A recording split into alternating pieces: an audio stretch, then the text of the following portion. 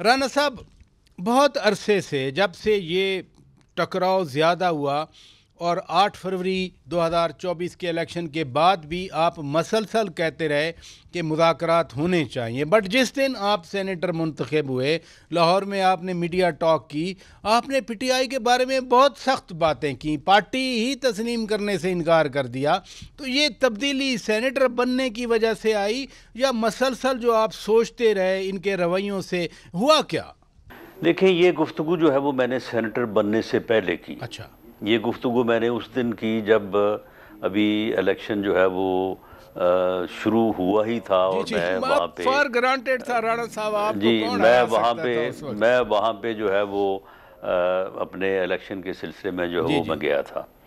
तो अभी मुंतखब होने वाली बात तो है ना, वो तो जाके शाम को हुई।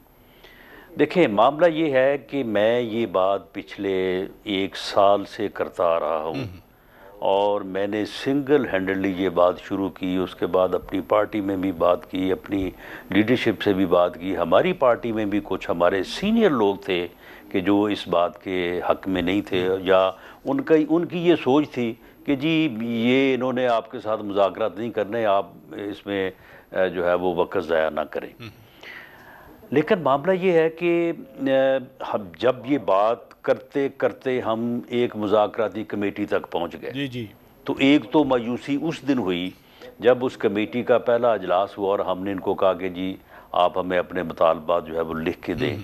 इन्होंने कहा जी हमारी मुलाकात करवाएं, तो उसके बाद हम लिख के देते हैं। इनकी मुलाकात करवाई, उसके बाद ये दूसरी मीटिंग में आए और इन्होंने कहा कि जी हमें खान साहब ने कहा है कि जी एक कमेटी कमेटी मत खेलें और कोई लिख के नहीं देनी कोई चीज़, और सीधी सीधी बात है कि अगली मीटिंग तब होगी अगर आप एक जुडिशल कमीशन बनाएं, उस जुडिशल कमीशन का सरबराह बनाएं आप जो सीनियर तरीन सुप्रीम कोर्ट के जज हैं, यानी जस्टिस मंसूर अली शाह साहब को, और उसके बाद वो इंक्वायरी करे 9 मई की और 24 और 26 नवंबर की, और वरना हमने आपसे जो है वो कोई मीटिंग नहीं करनी।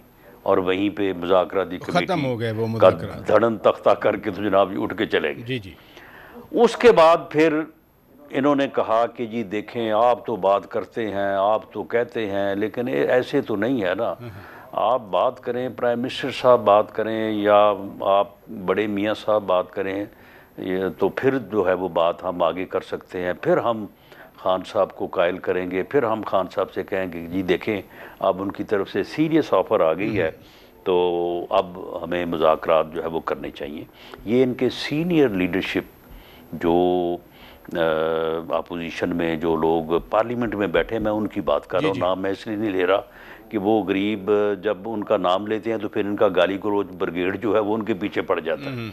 वो भी उससे बड़े खौफजदा है। वो कहते हैं कि जी हम अगर कोई बात करते हैं तो ये फिर हमारी जो है वो क्लास शुरू हो जाती है। तो जब उन्होंने ये कहा तो फिर हमारी तरफ भी इसके ऊपर जो है वो बात हुई, और बिल आखिर ऐसा हुआ कि on the floor of the house prime minister ने इनको कहा कि जी आएँ बैठें, मैं आपको मुज़ाकरात जी की हाँ। डायलॉग की दावत देता हूँ और हम आपके साथ बैठने को तैयार हैं। और साथ ये भी कहा कि हम हर इशू के ऊपर बात करने को तैयार हैं, जेल पे करें, मुकदमात पे करें, जिस पे ऊपर मर्जी करें। इन्होंने आगे से जो जिस किस्म का रवैया अपनाया, वो अगर उस दिन की तकारीर आपने आपके जहन में हो तो वो आपके सामने है। उसके बाद फिर दूसरी मरतबा जब मार्का हक जो है वो हो रहा था और अल्लाह हमें कामयाबी दे रहा था, बल्कि कामयाबी हो गई थी, उसके बाद दोबारा प्राइम मिनिस्टर ने इनको on the floor of the house कहा कि आएँ बैठें, डायलॉग करें, चार्टर ऑफ इकॉनमी करें, चार्टर ऑफ डेमोक्रेसी करें, आए हम अपने पॉलिटिकल इश्यूज़ को जो है वो रिजॉल्व करें। और उनको ये भी कहा कि आपको मेरे पास आने की ज़रूरत नहीं है, आप स्पीकर चैम्बर में रोज़ जाते हैं, वहीं जी पे हाँ। आप मुझे भी बुला लें तो हम बैठ के वहाँ पे बात शुरू करते हैं, जहाँ से चाहें शुरू करें आप। कोई जवाब नहीं।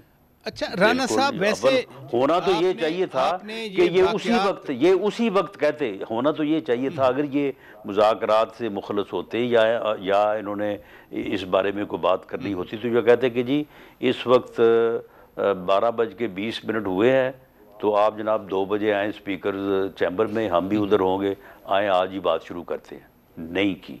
उसके बाद आ जाएं जिस दिन बजट अच्छा, पास वैसे राणा साहब एक हुआ गुजारिश है, इनकी पोजीशंस पे, इनकी सीटों पे जाके प्राइम मिनिस्टर ने दोबारा कहा एक कि हमें बैठना चाहिए। गुजारिश सुने राणा साहब, जितने आपने वाकयात बताए उनकी सेहत से तो वो भी इनकार नहीं कर सकते, but at the same time उनकी अवाम में पजीराई तो है, उससे आप भी कभी आपने इनकार नहीं किया।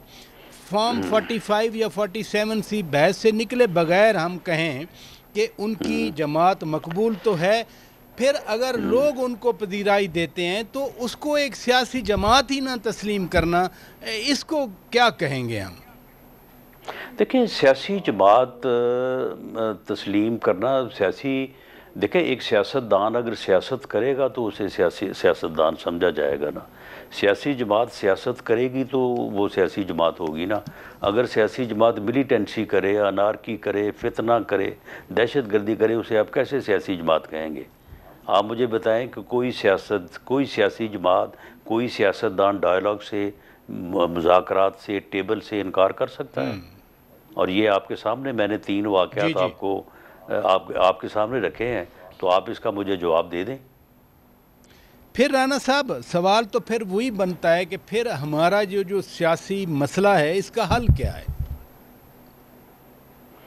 नहीं, इसका हल देखें, मामला ये है कि अगर वो सियासत नहीं करेंगे, अगर वो डायलॉग नहीं करेंगे, अगर वो टेबल पे नहीं बैठेंगे और वो जाफर एक्सप्रेस अगवा करने वालों की जो है वो हमायत करेंगे, वो जो है वो दहशत गर्दी करने वालों की हमायत करेंगे, वो कहेंगे जी इनके ख़िलाफ़ ऑपरेशन ना करें, जनाजे उठाएं, शोहदा के लाशें उठाएं, लेकिन इनके ख़िलाफ़ ऑपरेशन ना करें, तो फिर कानून और आइन will take its own course. मसलन क्या करेगा आइन और कानून? क्या हो सकता है आइन और कानून की रूह से? वो जो आदमी जिस जुर्म का मुर्तकिब पाया जाएगा उसके मुताबिक उसके खिलाफ कार्रवाई होगी। नहीं, देखे ना राणा साहब, हो रही है, होगी जी, प्लीज। यानी मैं ये नहीं कहता कि पहले नहीं हो रही, पहले भी हो रही है और फिर आइंदा भी जो है वो होगी। नहीं, लेकिन कोई ये और कहता वो है, लोग और सुन लें, ये पॉपुलैरिटी, ये सारा कुछ धरे का धरा रह जाएगा। एलिमिनेट हो जाएंगे ऐसे लोग जो पाकिस्तान के दुश्मन हैं, जो पाकिस्तान में फितना चाहते हैं, फसाद चाहते हैं और पाकिस्तान को जो है वो खुदा न खास्ता जो है वो तोड़ना चाहते हैं।